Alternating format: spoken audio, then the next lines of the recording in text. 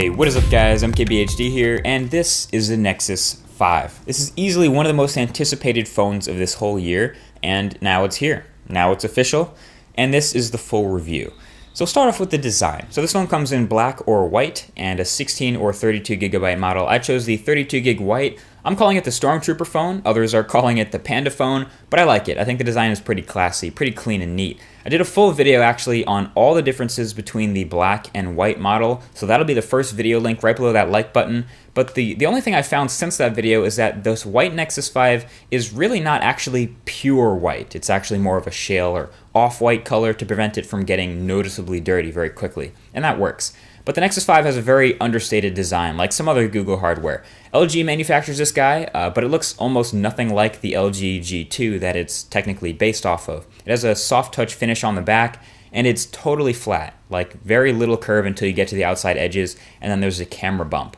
But one thing that really strikes you when you're holding the Nexus 5 is just how light it feels in the hand. When you first pick it up out the box, it feels unreasonably light, but it's only 130 grams, so way lighter than the Nexus 4 and the HTC One that's made of metal. It's actually the same weight as the Galaxy S4, but it still feels more solid in the hand because of that soft touch finish on the back, the rubberized back, and although this white one does have some glossy plastic on the sides. But in the words of Matthias Duarte, this is hardcore plastic. No, seriously, he actually said that. Either way, the rest of the Nexus 5 design is pretty solid. The buttons are really nice and clickier and more tactile than most other phones. That screams quality. And speaking of quality, another thing about this phone that's impressive is the display, and rightfully so. It's a 5-inch 1080p display, and it's incredibly sharp as you'd expect with 441 pixels per inch, and it's an LCD display, so it's super high brightness in daylight, viewable from a ton of angles, and overall a very accurate, pleasing display to the eye. The only possible complaint I could have about this panel are the contrast ratio. Sometimes it looks a little bit washed out, and the fact that I could see the LCD panel's backlight when holding the phone at an angle. I don't know if I just got too used to AMOLED displays that don't have this problem, or never realized this, but it became a thing that I just kept noticing. But this is hands down a big, beautiful display. It's even accented a bit more by the fact that the navigation bar at the bottom and the notifications up top are transparent, so the display really just dominates a big wall on the front of the phone. Also, another minor thing I noticed, on the white model, the circular earpiece, which is already pretty unique, kind of glows a bit, and every time I pull the phone out of my pocket, especially outside, I kind of half expected that to be the notification light because it's so bright. But it's not. It's just a really bright, constantly glowing white orb in the rest of an otherwise black phone. The actual notification light is multicolor, and it's in the bottom center, just like the Nexus 7's, but I think it would have been awesome if they put the multicolor LED in the earpiece. Oh, and the earpiece on the device and the voice quality are actually pretty good. I actually really like that little accent for the earpiece. But what's not really good is the speaker. Now, when you try to cram the same specs as a high-end $700 phone into a $350 phone, you inevitably have to make some sort of shortcut. And the speaker at the bottom of the Nexus 5 is definitely one of those shortcuts. It is very, very, very, very, very bad for any smartphone. Not only is it firing out of the bottom of the phone, which means sideways audio and landscape, but just like the iPhone 5S, only the left grill is a speaker, and the right grill is just a pretty microphone. So if you accidentally cover just that tiny area with your finger, which I did all the time, you ruin the audio and have to readjust your hand. Easily the most disappointing part of the hardware on the whole Nexus 5 is that speaker. Now, on to something that a lot of other people have been disappointed by in the hardware is the camera. Alright, now because of a lot of the other high-end internals in this phone, a lot of people are expecting the camera to be high-end as well. It's not. It's another one of those shortcuts that LG had to make to get this device to be just $350 off contract, so it's definitely a conscious decision they made. In fact, this phone shares almost all of the same internals as the LG G2, which is much more expensive off contract, but they use a different camera sensor and totally different optics, so this was a conscious decision that they made to go with this sensor. It's an 8 megapixel sensor behind f2.4 glass with optical image stabilization and an LED flash. Nothing too extreme here. Here's the thing, the photos that it takes are average. I'd say better than the Moto X and the Nexus 4, not as good as the Galaxy Note 3 or Lumia 1020, somewhere in the middle. Average. The outdoor situations and brightly lit scenarios where you'd expect any camera to do well, it does fine. The shots are decent with sharpness and detail, and the colors are accurate, which is nice. Not every smartphone gets the colors right. But in situations where you'd say, hey, it'd be nice to get a really sweet shot here in questionable lighting, don't count on it. Don't count on getting a sweet shot out of the Nexus 5 because it isn't happening. It's just not that high-end a sensor and it's not up to that task. No shot that you get from the Nexus 5 is going to blow anyone out of the water and make them think, oh wow, you took that with a phone? No way. I mean, it does fine, and the shots that you take are good enough to share on Twitter and really anywhere on the web. But like we said, this isn't going to match the $700 high-end smartphone cameras naturally. It actually does its best. It really shines in low light, no pun intended.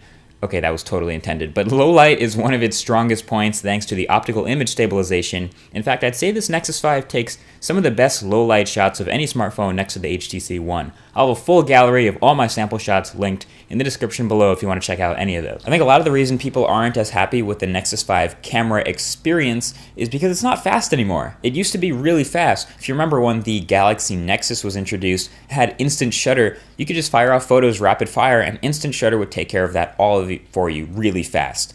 The Nexus 5, as far as I can tell, just doesn't have it anymore. There's no instant shutter in this new camera app, and cameras have always been the weakest point of Nexus devices, and this is no exception. The software is pretty slow to open up the camera app, and then once the camera app is open, it's pretty slow to actually take the photo once you've pressed the shutter button. And a lot of times you want to get HDR mode on, and that particular mode takes a full second or two to actually turn on, and then actually taking an HDR plus photo also takes a full second or so before it processes and you're already ready to take the next shot. So in between shot time is really long.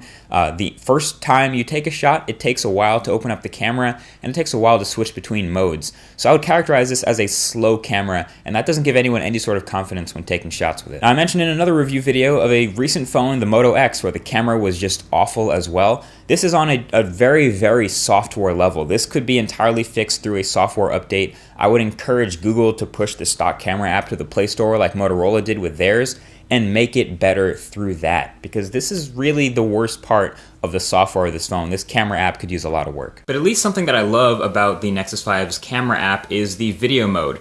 The optical image stabilization makes for some really smooth video, which is awesome. Focusing is pretty quick. You can take pictures while recording, and the microphone is really good. As you can probably hear, it's easily one of the best in any smartphone I've ever used. And that's LG's fault. So good job, LG. I appreciate the awesome mic. And the video quality is that much better because of it. But of course, this is a Nexus device, so the main focus here, let's be honest, really isn't the hardware, it's most definitely the software. And of course, this is running the latest version of brand new Android 4.4 KitKat. In fact, it's the only device right now on the market running KitKat. And the word I would use to describe KitKat on this phone is clean. That's the word that keeps coming to mind when looking at this new design. In fact, it feels like a very understated, minimal OS for a very clean, minimal, understated phone design. First thing you'll notice is the transparency, and they've removed a lot of the hollow blue accents from Jelly Bean and made those elements pure white, so there's no crazy colors going on here anymore for the most part, except for that settings app, which apparently they forgot to remove the blue from. But the real point here of the new design is to let the apps take center stage, let the Play Stores take center stage, and apps are now the main focus. Even their icons are bigger, and there's a newly adjusted Roboto font, and even this further supported immersion mode, which will encourage apps to take up the full screen and hide the notification bar and the navigation bar. Now, KitKat is way less memory hungry than previous versions of Android. In fact, it lowered the system requirements to half a gig of RAM, so that's not a problem for the Nexus 5. Plus, the Nexus 5 has a Snapdragon 800 2.3 GHz quad-core processor and 2 GB of RAM, so performance here is exactly as you would expect. It's buttery. It's very responsive and smooth and silky and whatever other words you want to use to describe the feeling of using stock Android on a high-end device. It's all of that. And that goes for multitasking and switching between open apps, and for launching new apps, and this goes for web browsing and scrolling around in Chrome. It's all very familiar stuff like the Google Play Edition Galaxy S4 and the Google Play Edition HTC One. It performs just like those, which is great. And since Jelly Bean supports trim, and the newest version of Android supports trim as well, long story short here is this phone is likely going to perform really well just like this for years to come. But even after knowing all that, you know what's weird? The battery life. I'm surprised by how inconsistent the battery life really was with this Nexus 5. Now, it has a Snapdragon 800 chip, and that's supposed to be a power sipper, and Android 4.4 is supposed to be less memory intensive, and there's supposed to be, new location settings in Android 4.4 to use even less battery, and optimization on a Nexus device should be at an all-time high. and it has a modest-sized 2300 milliamp hour battery, but yet, I actually could not make it through an entire day on the Nexus 5 battery without recharging at some point during the day. Still haven't done it. And that sucks. I mean, I get up at 7 a.m. and at some point before maybe 5 p.m., the battery will be dead and I have to get it onto a charger. Now it helps that this supports wireless charging, so I can just drop it on an orb anywhere, and it helps that it's actually a quick charger because it's only a 2300 milliamp hour battery, but still, I wish the battery was better. The phone is very slim, it's one of the thinnest out there, and it's already extremely light. I would not have a problem at all if LG had put a larger battery inside and made it a little bit thicker. Thicker phones, even the curved phones out there right now, tend to be a little bit easier to hold than the flat, thin ones. And this is a flat, thin phone, and I would have rather seen a slightly bigger and maybe more curved phone with a bigger battery just to get it through the day at least once. Now, as technically a developer device, I don't even know how much Google would care about the battery life, the camera, and the speaker on the Nexus 5. But at least 2 out of these 3 things could potentially be fixed with an update to Android straight from Google. And it's a Nexus, so you will get that update fast. And I love KitKat already. It's the most advanced version of Android yet. It's the most beautiful version of Android yet. And that makes using the phone an absolute pleasure.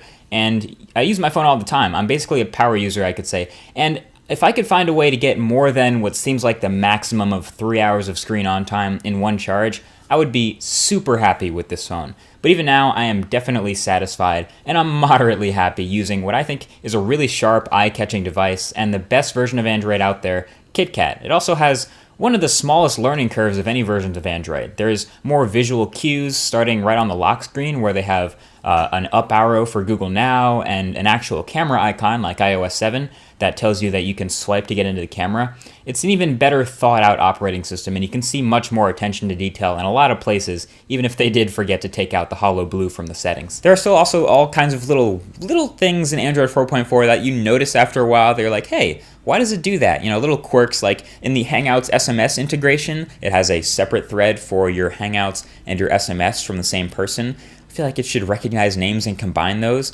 There's also 2 photo apps in Android 4.4. Not really sure why, if they're planning on merging them or not. I don't know, they're just kind of there. So there's little things like that, but you'll probably end up seeing all of the biggest problems with it fixed in software updates in like 4.4.1 very soon, which you'll be seeing immediately if you have a Nexus 5. So the bottom line is this Nexus 5 is the most Google phone that's ever been made. It's some people like to call it pure Android, and as far as we can tell, it still is, but it feels like a Google experience Android, whereas you also have the Samsung experience Android and the HTC and the Sony experience Android. This feels like the Google version of Android, which a lot of people will like. If you're looking for a high-end device with no compromises and all the best specs and on-paper statistics and numbers and things like that, the Nexus 5 is just flat out not for you. You'd be better off with something like the HTC One or the Galaxy Note 3 or the Lumia 1020 or something like that. But if you're looking for the most pure Google experience and you want to be first in line for Android updates and you want to have all of the same things that the other Nexuses have plus a little bit because it's a Nexus 5, well, then this is the phone for you. Buy it. The Nexus 5, when you don't consider the price, is great. The Nexus 5, when you do consider the price, is in a league of its own because there really isn't any other $350 phone with a Snapdragon 800 and the latest version of Android. There just isn't another phone like that for $350. So it's in a sort of a class of its own, which is why a lot of people have a hard time deciding what to compare it with. It inevitably gets compared with other $700 phones rather than other $350 phones. I think Google could decide to make a $700 Nexus and not make any compromises like the camera and the speaker, but right now, this is the Nexus 5 we have, and it's recommended for a certain group of people, and if you're considering buying it, you're probably in that group of people. You know who you are, and I wouldn't hesitate. I would just pick one up. Either way, this has been MKBHD. Thank you for watching. If you enjoyed this video review of the Nexus 5, be sure to share it, and of course, there's a subscribe button below if you want to see more videos like this coming up very soon. Either way, I'll talk to you guys in the next one. Thanks for watching. Talk to you later. Peace.